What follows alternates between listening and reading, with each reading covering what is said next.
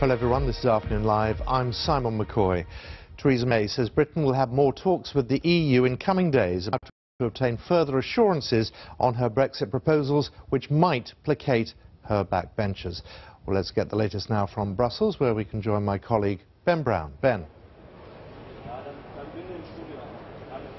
Yes, hello from Brussels, where the British Prime Minister Theresa May has been saying that it is still possible to get further clarification and assurances with the European Union over her Brexit deal, and especially the so-called Irish backstop arrangement, the mechanism to prevent the return of a hard border on the island of Ireland. Well, Theresa May said at a news conference it was in the overwhelming interest of both the United Kingdom and the European Union to get her Brexit deal over the line and approved by the House of Commons at Westminster. Mrs May also said she had had a robust discussion with the President of the European Commission, Jean-Claude Juncker. That's after reports that he had called her nebulous. Well, he then clarified that. He said he was talking in general terms about the debate on Brexit being nebulous, and seems she was reassured by that. She said it was a robust discussion. Let's have a listen now to the German Chancellor Angela Merkel, who's just giving a news conference right now. Let's listen into her. Reiterated that it was important for us that the future relationship between the European Union and the United Kingdom should be a relationship in which each partner can freely develop. We want a close partnership with Great Britain. We've also been clear as to the extent that we only see the backstop as a kind of reinsurance should we not succeed in negotiating a final agreement about our future relationship within the transition period. It's important that we overcome the period in which the backstop is applied should we need the backstop. We also pointed out once again that as far as the European Union is concerned, we would be doing everything in our power, but that we also expected Great Britain to do everything in its power to help bring this about. We were very clear as to the fact that we don't want a disorderly Brexit. This is why we negotiated the withdrawal agreement with the United Kingdom, and we were very clear about that yesterday, stressing the point to Theresa May that once the withdrawal agreement has been accepted, we will immediately begin with the negotiating of the future partnership. As regards the framework for negotiations, I'd like to thank the Austrian presidency. They have prepared a so-called negotiating box, giving us the structure for the budgeting. We will have to continue to work on this. So that's the German Chancellor Angela Merkel. That's a live news conference going on right now. By the way, we're expecting to hear from the Commission President Jean-Claude Juncker in a minute, and the Council President Donald Tusk. We'll bring you that news conference live as well. But let's just go back to what Theresa May was saying at her news conference a couple of hours ago.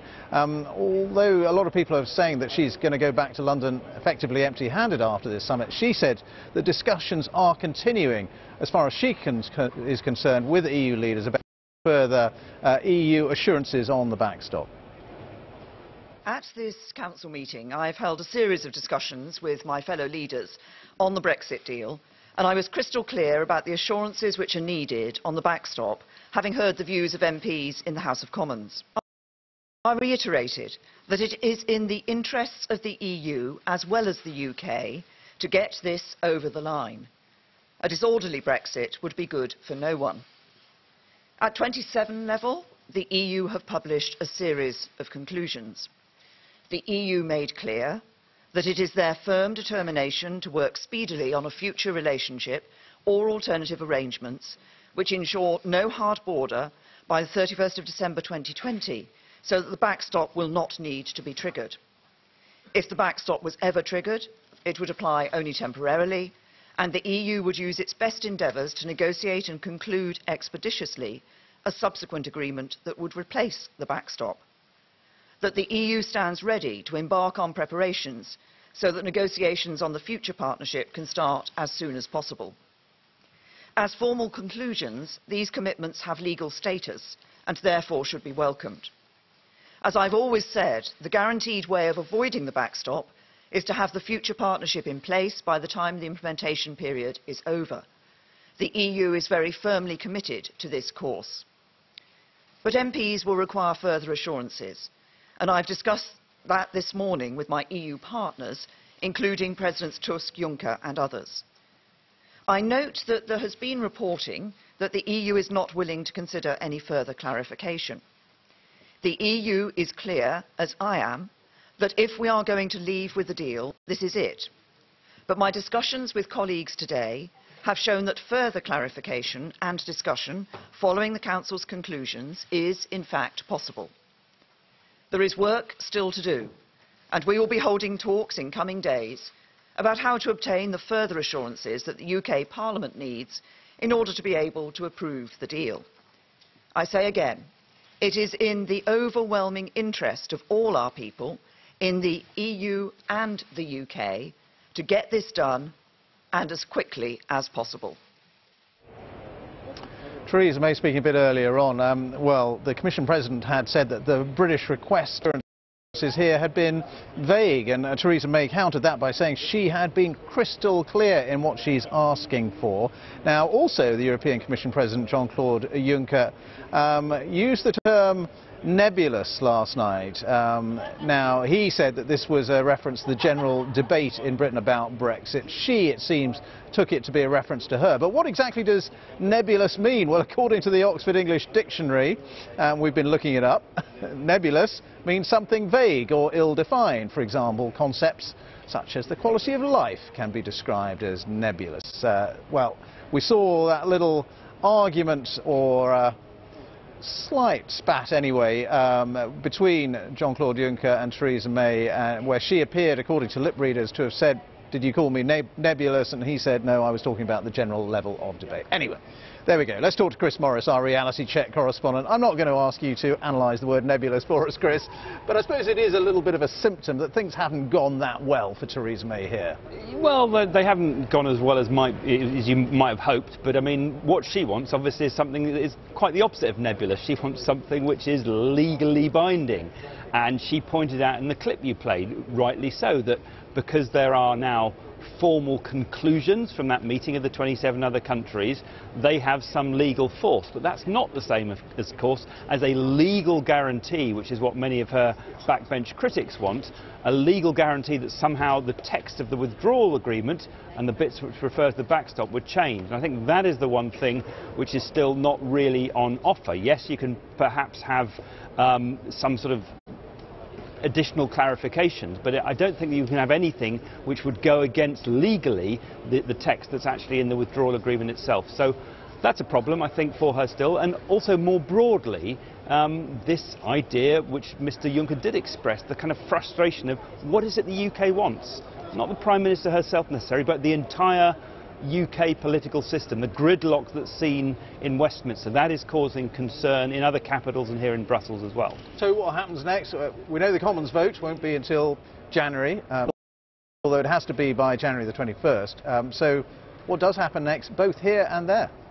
Well, we will see, I think, discussions continuing behind the scenes on potentially further clarifications. I wouldn't rule out the possibility of another legal text appearing to clarify further what the backstop really means. Still not changing the withdrawal agreement itself, but yes, then the government has said that as soon as possible in January, by the 21st at the latest, there will be this meaningful vote in Parliament. So anything more the EU can give Theresa May to clarify and help her along, I think they will try and do, as long as it doesn't break their legal boundaries. But the EU is worried, as we've discussed, and that's why also they are stepping up their preparations for no-deal planning. Next week, on December the 19th, they're going to be putting out a whole raft of documents setting out in much more detail how the EU is preparing for the prospect, which they don't want, but the prospect of the UK leaving the EU March next year with no deal at all. Chris, thank you very much indeed. Let's get the view from Westminster, because Alex Forsyth is there. And Alex, I suppose some people would say that the Prime Minister's particularly vulnerable after that confidence vote. Although she won it, she survived it, but she was wounded. And there's a view here that maybe the EU could have helped her a little bit more than it has done. Let's hear now from our political correspondent, Alex Forsyth. We know that there are so many people, not just Brexiteers, but the Democratic Unionist Party and some on the Labour benches who are so strongly opposed to this backstop that anything short of a legal guarantee that the UK could pull out of it when it wanted or a fixed end point just won't cut it with them. And what we're hearing from the EU and from the Prime Minister's tone, while she was saying she was hoping for further clarification, I don't think that in and of itself is going to be enough to win the support that she needs. So, you know, we're in this period now where we know that come the early new year, that's when there's going to be a vote in the House of Commons on the Brexit deal, that meaningful vote. So unless something really significant changes between now and then, it is very hard to see how Theresa May gets that deal through the House of Commons. And then it's very unclear as to what happens at that point. Now, you heard Theresa May herself. She's going to be meeting EU leaders. She's going to be trying to seek the reassurances that will get her over the line. But I think the sense in Westminster at this stage is that that's going to be a very, very tough ask. Having said all of that, you know, there are a couple of weeks over Christmas period when, you know, a lot can happen, a lot can change, and this situation has changed in the past. Theresa May's looked time and time again like she's had her back to the wall, and she's somehow managed to find a way through. I think that at this point, with time running so near to the Brexit date, it is getting increasingly difficult to see what that path is, with Theresa May's options very quickly being shut down. Some people have speculated that she's trying to run down the clock. She's trying to put off the vote as late as possible to concentrate the minds of members of Parliament who would be worried about a no-deal Brexit, so that in the end they would be pressurised into voting for her deal. Well, from the very beginning, Theresa May has framed this as her deal or no deal. So I think, you know, that was the hope, was that it might, as you say, concentrate minds. But then she introduced another thought, which was her deal or no Brexit, trying to really persuade people on both sides of this argument, those Brexiteers who don't want the chance of losing the chance of leaving the EU, as well as those who are concerned about leaving with no deal, that really they should meet somewhere in the middle and back her. But quite frankly, that tactic hasn't worked up to this point. You know, and we've had very senior people, including Amber Rudd, the Work and Pension Secretary, saying that she doesn't believe Parliament will allow a no-deal situation. So that almost takes the sting out of the threat from Theresa May. Amber Rudd says she thinks Parliament will stop in and block that or find another route. The problem is this: whatever route you choose, whether it is advocating leaving with no deal, whether it's looking at a whole nother model for future relations with the EU, whether it's a second referendum, or whether, as Labour wants, it's a general election, there just isn't a majority in Parliament for any one of those options. We are still in deadlock, and right now what you're hearing from Brussels doesn't seem like that is going to be what's going to break that deadlock and move things forward. That's Alex Forsyth, our political correspondent. We're going to look at how the European press are reporting what's going on here at this EU summit in particular. We've got Dorota Bawałek, I hope I pronounced that right, who is the EU affairs correspondent at the Polish broadcaster Polsat News. Thank you very much for being with us. Just tell us, is Brexit a big subject for you, for your viewers at home in Poland? Because, of course, there are 1 million people of Polish origin living in the United Kingdom, so I guess interest. It is a huge story since 2 years. Every time there is a big summit connected to Brexit, of course, we are reporting on it all the time. And we always also take a look at the angle of the Poles who are living in the UK. That's why also I think, if you take into consideration all the EU countries, apart from Britain, the next country in Europe that is very much concerned about Brexit is Poland, because we have 1 million citizens that are living in the United Kingdom. And 1 million citizens living in the UK, and they have, of course, lots of family, lots of relatives in Poland who are worried and concerned about what the future holds. And some of them, let's not forget, came to the UK 14 years ago, in 2004, when we joined the EU. So they already really set up their life there. They send their children to school, they take mortgages, they bought houses. They have really strong links with the United Kingdom, and they really don't know what's going to happen, because we still don't know, after 2 years of negotiations, what will be the conditions of Brexit, if these people who are there since 14 years will have the right to work, to live, to profit in the UK, or will they have to go? Will they be treated completely differently? And they feel really anxious. I think they also have the reasons to be, because, look, I mean, even at this summit, we are now talking that it will be hard Brexit with no deal, finally. Although the Prime Minister, time and again, has said actually people like that living in the UK who came in from somewhere like Poland don't have to worry about their future. but they don't understand Brexit. Many of them, they just don't understand Brexit. Of course, we try to explain, but they know that Brexit, in a way, happened because of migration. That was one of the main arguments. So they felt already 2 years ago that they became a kind of a scapegoat in the UK. And now they think, as we are realizing Brexit, as we are making it happen, and they were the scapegoats, that it will touch them, that it will influence them. And most of the people, they don't really understand the details that we are discussing here. So they are worried, and especially young people who, like I said, who have obligations in the UK, who have children going to school, and these Polish children now living in the UK, sometimes they are more British than Polish. And what's going to happen to them? And would you say fewer people from Poland are now coming to the United Kingdom to work? That's for sure, and there are statistics, there is data about that there is much fewer Poles that want to go and set up their life in the United Kingdom.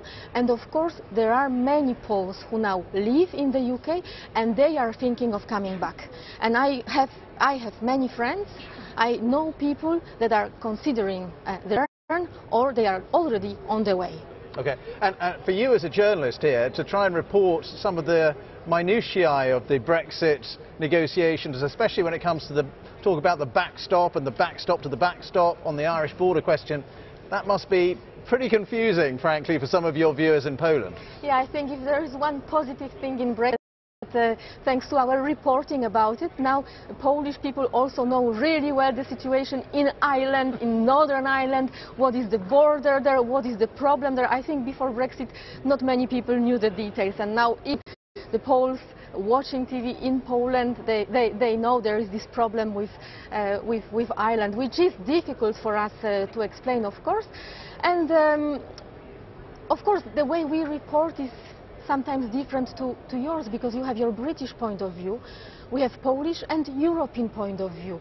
And sometimes when I listen, the British journalist just reporting next to me, and then I think, yeah, but my report in a way is completely different, because we don't think that it's a problem, that Theresa May, that her arguments are not accepted, because she is representing just one EU capital here. London is one of 28 countries that are in the EU. But there is Paris, there is Madrid, there is Rome. Why the leaders of these countries, from these capitals, should fulfill everything what London wants? We are equal here. And I think for Theresa May as a negotiator, I think she's doing quite well. Let's not forget, she's facing 27 other leaders. You have 66 million people in the UK. In the EU, there is 512 million people. And the leaders who are coming here from these 27 countries, they cannot go back also to their countries and say, yeah, we did everything what Theresa May asked us for, because otherwise she will have problems at home. They also have to protect their reputation, and they have responsibility in front of their voters. Great to talk to you. Great to get the Polish perspective on Brexit and the backstop. Thank you so much for being with us, Dorota Bawołek from Polsat, the Polish news organisation. Well, that's just about it for me for now. We're still waiting for that news conference from Donald Tusk, President of the European Council, and Jean-Claude Juncker, also President of the Commission. That will be interesting to get their perspective on what they think they have or haven't given Theresa May, and whether or not she's going back to London empty-handed. But that's it from me here in Brussels. More from me in the coming hour, but back to you in the studio. And thank you very much. You're watching Afternoon Live. These are our headlines this afternoon. Theresa May says the EU is prepared to give further assurance on the deal, but admits having a conversation with the European Commission President Jean-Claude Juncker. More trouble for Chelsea, this time over anti-Semitic songs, just days after 4 fans were suspended for racist chanting. Safely on land at last, the British yachtswoman Susie Goodall, whose boat capsized in a solo round-the-world race, arrives in Chile. And in sport, we'll have more on that story. Chelsea condemning fans who sang those anti-Semitic chants during last night's Europa League game, saying they have shamed the club. Manchester and London are on a shortlist of 5 cities to host the ATP World Tour Finals from 2021. The end of season's men's tournament is currently held at the O2 until 2020. And Ashley Giles looks set to replace Andrew Strauss as England's Director of Cricket as the national team gears up for a home World Cup and Ashes series next year. I'll have more on all those stories just after 3:30.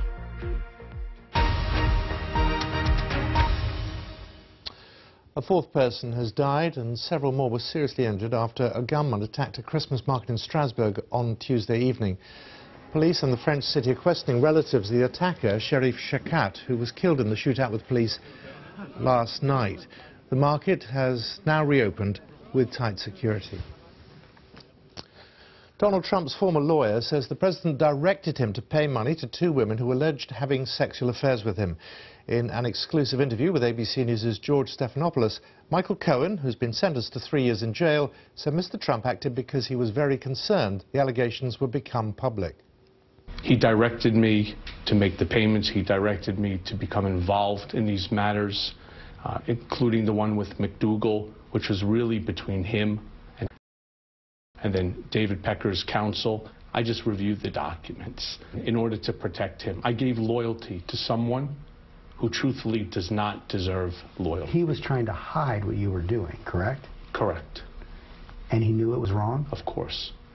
When you think about it, when you look back, did you know what you were doing? I'm angry at myself because I knew what I was doing was wrong. I stood up before the world yesterday and I accepted the responsibility for my actions. The actions that I gave to a man who, as I also said in my elocution, I was loyal to. I should not be the only one taking responsibility for his actions. So he's still lying? Yes. Michael Cohen. A 16-year-old boy who carried out a horrific attack on a Lithuanian schoolgirl before dumping her body on a park bench has been found guilty of rape and murder. The body of 14-year-old Victoria Sokolova was found in a park in Wolverhampton in April. It's believed the boy used a hammer to batter her to death and had originally persuaded her over Facebook to meet him. A 5-week-old baby who was attacked by 2 dogs near Peterborough last month has died. Reuben McNulty was seriously injured at the incident in Yaxley in Cambridgeshire. The family's 2 Staffordshire Bull Terriers have now been destroyed. The award-winning rapper J Hus has been jailed for 8 months for carrying a knife outside a shopping centre in East London. The musician appeared at Snaresbrook Crown Court under his real name, Mamadou Diallo. The court heard the 23-year-old had 6 previous convictions for 10 offences going back to 2011. A British yachtswoman whose boat capsized in a storm in the South Pacific has finally arrived in Chile a week after being rescued by a cargo ship. Susie Goodall, who's 29, had been competing in the solo Golden Globe Round the World race. She spent 2 damaged boat before she could be picked up by a Chinese cargo vessel. These are the first pictures of her stepping on to dry land. Well, our correspondent Duncan Kennedy has been at a yacht club on the Isle of Wight. Susie has just reached land in Chile after spending a week on a freighter that brought her back from 2,000 miles out in the Southern Ocean. And the 2 days before that, she was on really a yacht that had been wrecked by a storm, lost the mast, very much nearly in fear of her life in that, managed to get the distress signal out. A passing freighter came and picked her up and brought her back to shore. Somebody who knows her very well is Ben Willows here at UKSA. Ben, the fact that she's made land, your reaction to that? Oh, look, fantastic news for Susie and her family especially, and all her supporters. The experience that she's been through being wrecked on the boat in the middle of the Southern Ocean, one of the most remote places on the planet.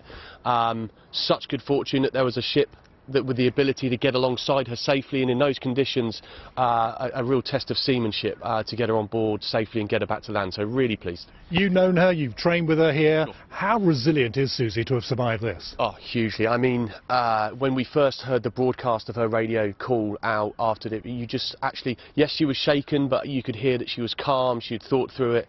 The level of resilience she's shown, quite remarkable. And she, you know, she trained and worked here with us as an instructor, and always hugely positive, hugely committed, very proactive person. She's the third sailor who had to be rescued in this race. 5 masts smashed. Any reason to call off these round-the-world races, all the dangers? No, I think absolutely opposite. I think they are, they are one of the few things left out there that show a real test of human courage and fortitude and adventure. And all the sailors that are doing this, they're well prepared and they know what they're getting themselves into. Duncan Kennedy reporting from the Isle of Wight.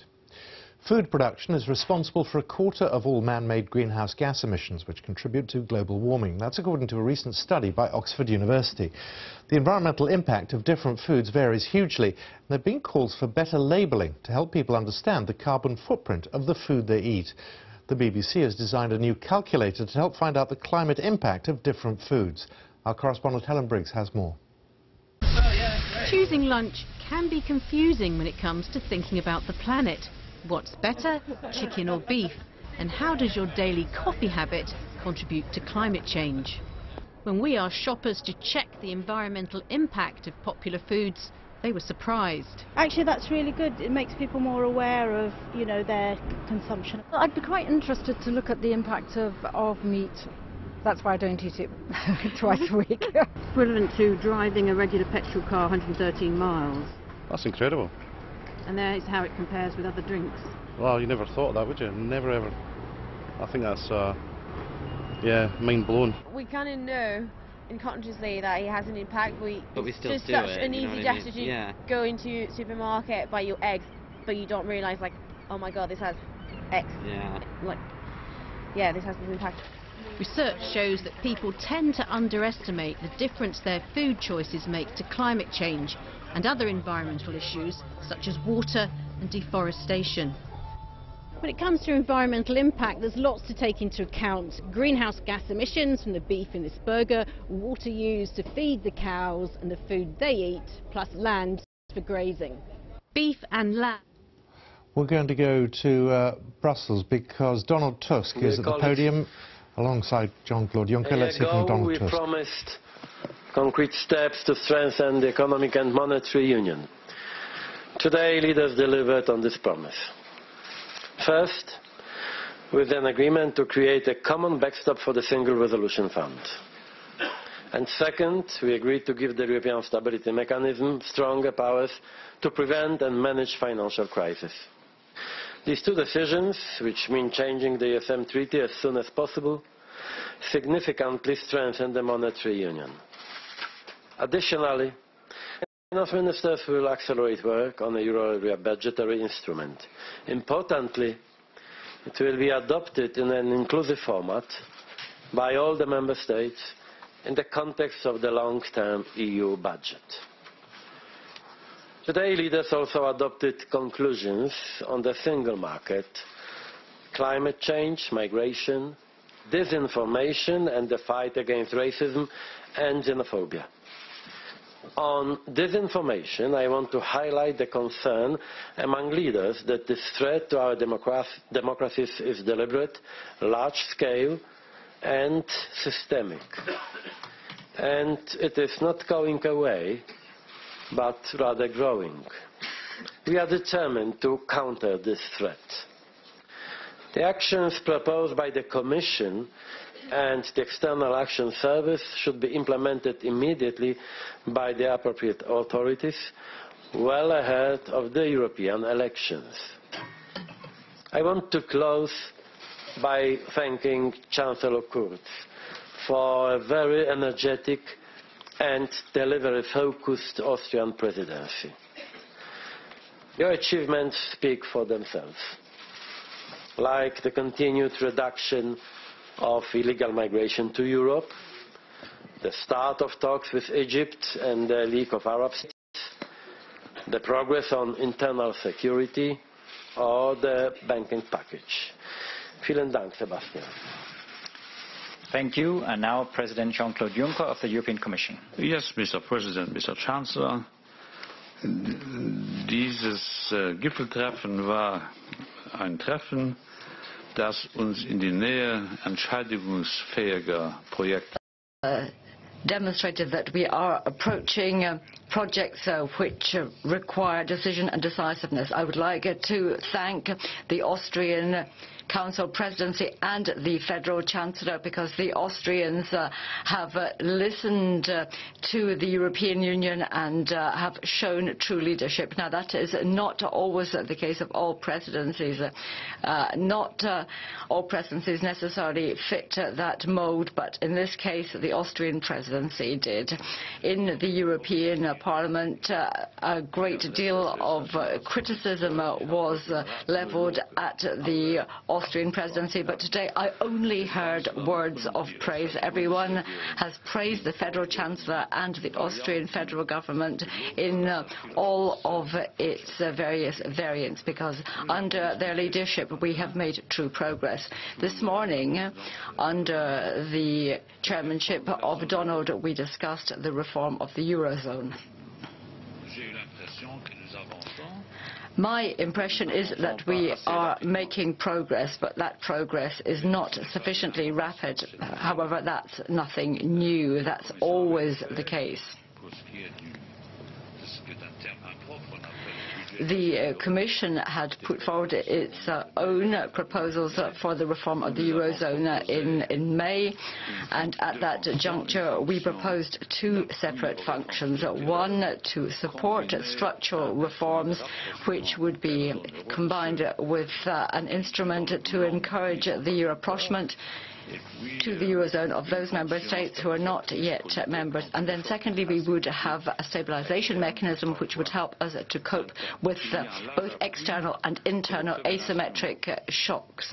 There is a wide-scale support for the first instrument, providing support for structural reforms. However, there is less enthusiasm about the second stabilizing function designed to cope with external and occasionally internal shocks. Nonetheless, the European Council has reached agreement that work should then continue on the basis of the Commission proposal, which was proposed at the end of May, and then of course there may be possible amendments following the usual legislative procedure.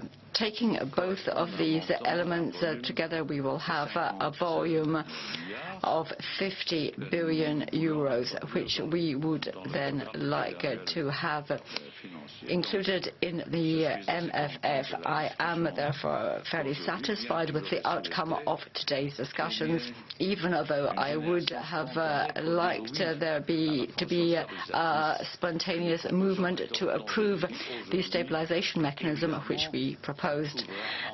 But I would like to say that it is quite clear that it will be included in the multi-annual financial framework, because in the long term we cannot live without instruments which will enable us to react to external shocks. I'm less happy because the Commission has proposed 7 initiatives. 5 of them are close to agreement, but it was not possible to convince colleagues today to adopt these 5 proposals because there are the 2 missing elements. I don't have to explain this because you are specialists of this question, and we'll pursue our work. On disinformation and dialogue, there was broad agreement amongst colleagues that we should continue as a Commission with our citizens' dialogue. We have organized since the very beginning of our mandate 1,300 citizen dialogues, reaching 160,000 people. That's not enough. I don't know how many people are following these debates on the technical basis they have. There are more of them, but that's not enough. But nevertheless, we are continuing this explanation exercise. And on fake news,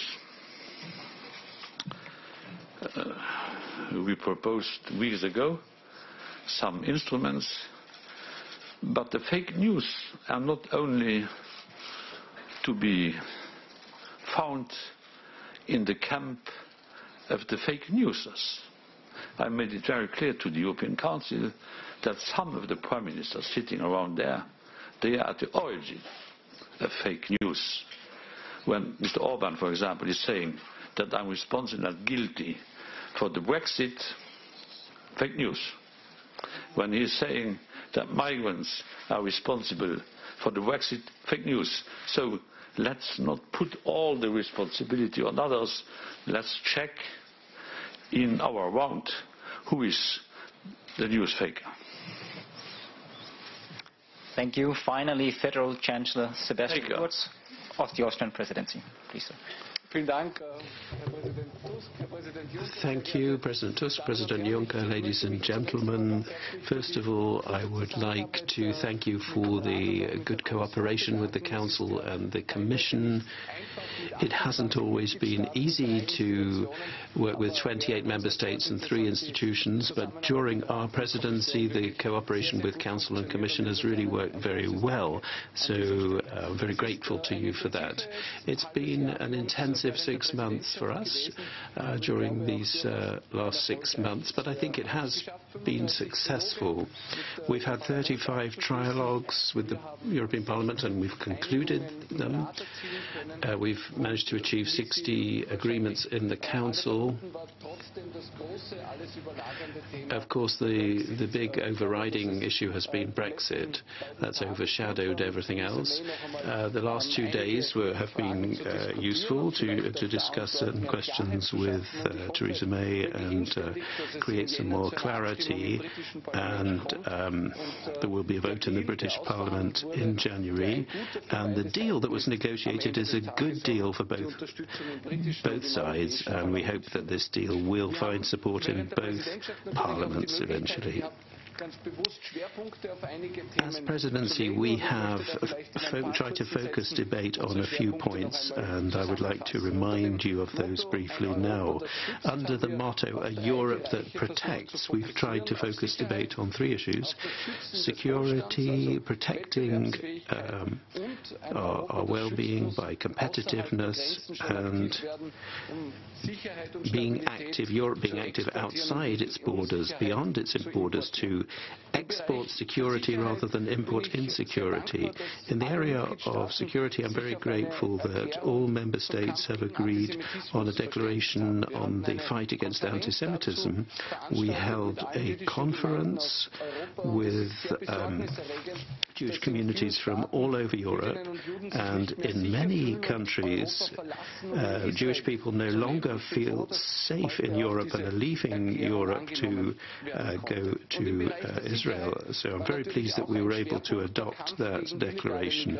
Also on security, the fight against illegal migration. Here our aim was to strengthen Frontex and to increase personnel resources. Here we are supporting the Commission proposal. Unfortunately, there are some member states who are still blocking that proposal. The strengthening of Frontex's mandate has succeeded as regards deportations, and also the strengthening of the Frontex mandate regarding cooperation with third countries, which is particularly important for cooperation with the transit countries to reduce illegal migration flows. I am pleased that 3 years after 2015, we've now reached a point where illegal migration has been significantly reduced. The number of arrivals in Europe has fallen by 95%, and the central Mediterranean route has been closed de facto. In Italy, for several weeks now, there have been no more arrivals.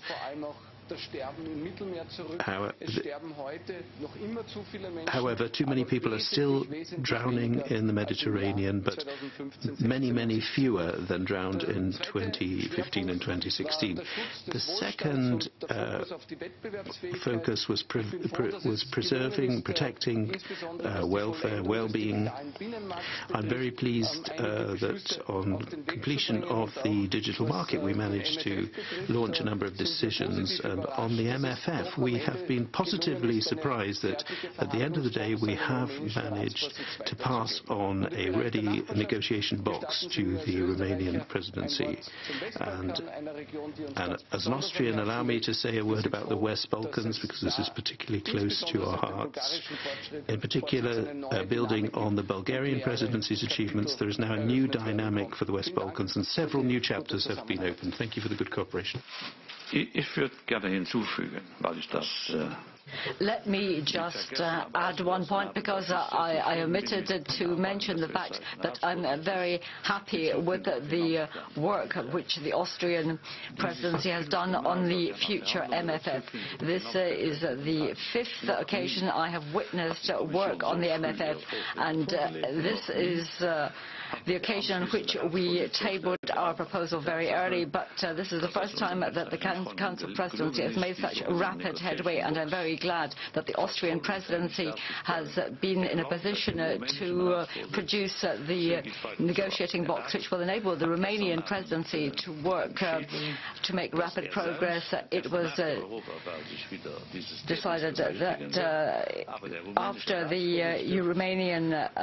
the EP elections, it will be possible for this to be taken up once again, and the Romanian Council presidency will also be taking up rapid work on this subject as soon as takes up office. And this, I think, is all to the credit of the Austrian presidency, because they have been able to hold wide-ranging debates and discussions on these very technical elements, and this was a task which they have completed with a great deal of skill. Just one last word on the protection of our external borders, and I must say that this is one area where I'm slowly losing my patience. I said this morning, but this is not something which a president should say to the Council, but I did say that there was a white elephant in the room, and that is hypocrisy.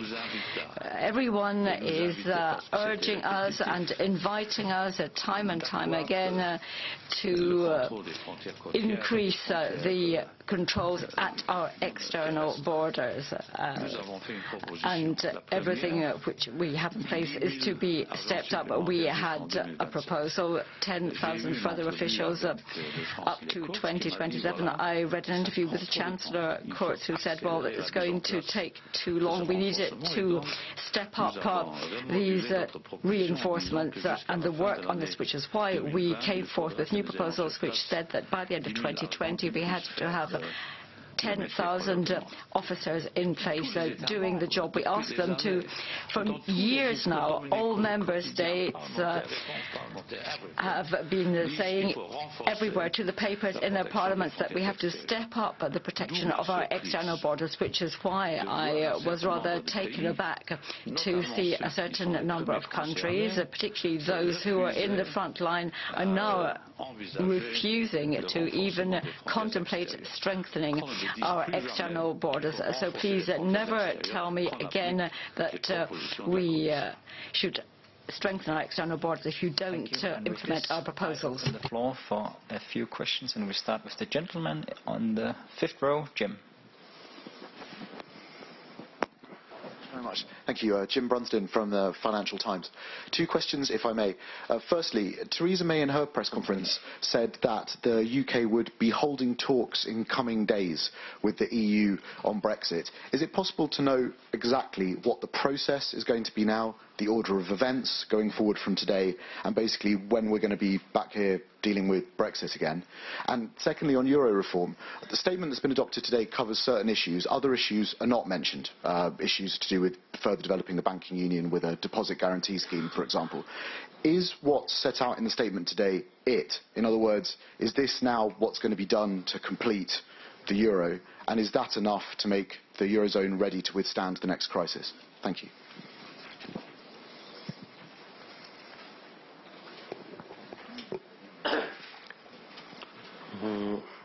Our intention is, and it was clear from the very beginning of this process, that we want to facilitate the ratification process on the continent and also in the UK.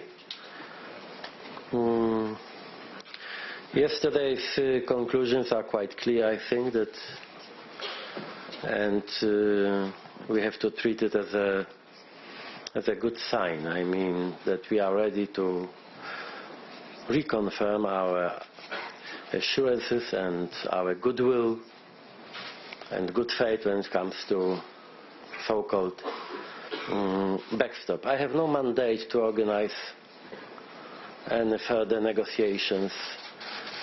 We have to exclude any kind of reopening our negotiations on the withdrawal agreement. But of course, we will stay here in Brussels, and I'm always at Prime Minister Theresa May's disposal. It's my job and my pleasure, of course, to be in contact with Prime Minister on all relevant issues. It's good to be informed that Donald will stay in Brussels over Christmas. I will not stay in Brussels over Christmas because I had so many... This is also a very good information. Yeah, that gives you some relief, no? Because I had so many meetings with Prime Minister May, who's a good friend, and I'm admiring her because this is a woman of great courage, doing her job in the best way possible. And so I'm supporting her, not as far as all the condemned elements are concerned, but I'm supporting the way she's dealing with that matter. What we have to discuss now is the future relation. And we decided yesterday, under the chairmanship of President Tusk, that a second after an approval by the two parliaments, the British one and the European one, and before signature we'll start the negotiations on the future relations, because I was following second by second the debate in the House of Commons, and I noted that there is a deep mistrust in the House when it comes to the European Union.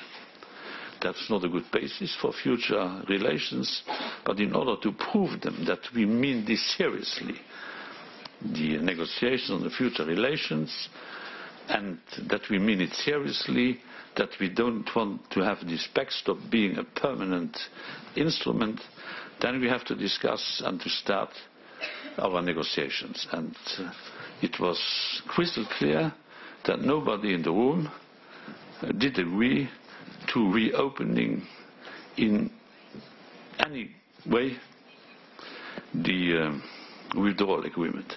The withdrawal agreement will stay. The political declaration will not be joined to the withdrawal agreement, because these are two different instruments, the one legal, the other political. But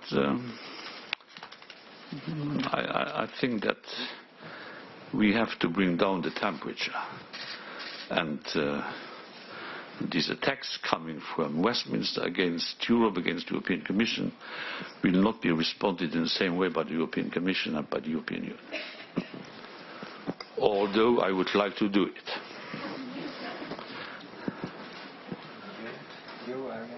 Euro. There was a question. Yeah, about Euro. What was the question? Eurozone. Euro area. No, the question. It was, Capital Market Union. Well, it was, is there more that goes beyond what's on the I was table insisting today? when addressing colleagues in the Council that we'll continue to work on the completion of the Capital Market Union, included the common deposit guarantee. Because we do think that the risks are going down.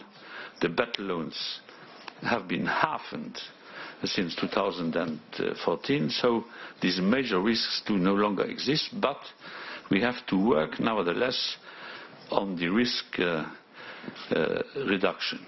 And so our proposals, those we have made concerning the Capital Market Union, will be taken under exam as they are by the relevant council. Thank you. And the next question goes to the gentleman in the third row. Peter Fritz, Austrian Television, ORF. Herr Bundeskanzler und vielleicht die anderen Herren auch.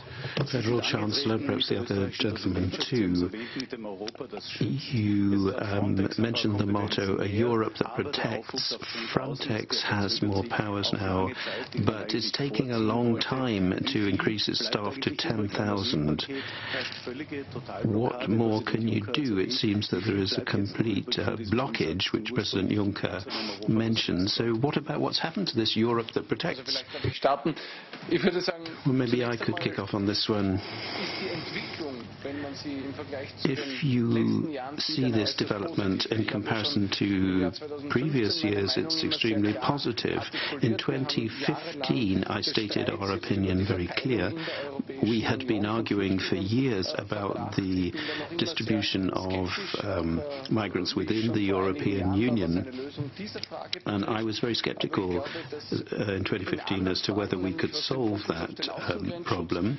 But in other issues, such as protecting the external border and cooperating with third countries, we've made a lot of progress over the last few months and also during the Bulgarian presidency. From my point of view, the meeting in June was a turning point. We had a stronger focus on the external dimension and on cooperation with third countries. We would have liked to see the increase in personnel, as would the Commission, but the Member States, unfortunately those on the external border, are holding up the proposal, but the mandate has been strengthened, and this is decisive because cooperation with transit countries will really reduce the number of people embarking on the trip to Europe. At the moment, we have a situation where when people set out for Europe and they're rescued by European ships, they are taken after their rescue to Europe. But if the Libyan Coast Guards, who we're supporting, who are providing training for, if they can rescue more people, if the Egyptians can rescue more people, then once they've rescued people, the ship won't continue to Europe, but the people will be brought back to Africa. And this will deter people from setting off in the first place, because that way to Europe will be closed. You'll be just taken back to North Africa, and that removes the basis of the business of the traffickers in human beings as well, and people will not want to take the risk anymore. So the strengthening of Frontex's mandate has been decisive, and Donald Tusk and myself have talked to Egypt. We've started talks with Egypt. That has been very helpful. Italy and other states are supporting the Libyan Coast Guard, and this all means that today there are 95% fewer arrivals than in 2015.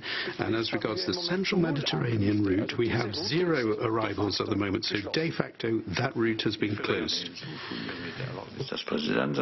With the permission of the President, could I just add that this whole question of extending our core protection is an urgent matter. If we had 10,000 more officers on the external borders, that would be 8.7% of our border protection agents, and since everyone is saying we have to step up protection, this I think would mean that it would only be understandable and plausible for member states to actually put the men where their mouths are and ensure that we do have adequate protection at our external borders. To one question of our colleague from the FT concerning the Euro reform. We were presenting in the last weeks some proposals reinforcing the international role of the euro. This was not contested during the meeting we had today, so it makes part of the overall package concerning the euro reform. Thank you. We'll take one last question. Yes, the gentleman over there. Yes, please. Hi, it's a question for Mr. Juncker. I'm David Gomez from the Spanish newspaper Aquí Europa. I would like to know what were you saying to Theresa May in the video we saw this morning. Thank you.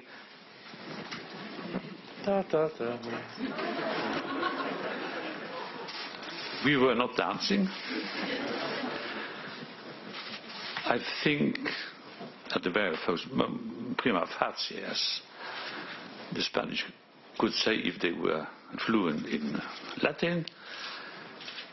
She thought that I did criticize her by saying yesterday night that the British position was nebulous. I didn't, by the way, know that this word does exist in English, parce que nébuleux.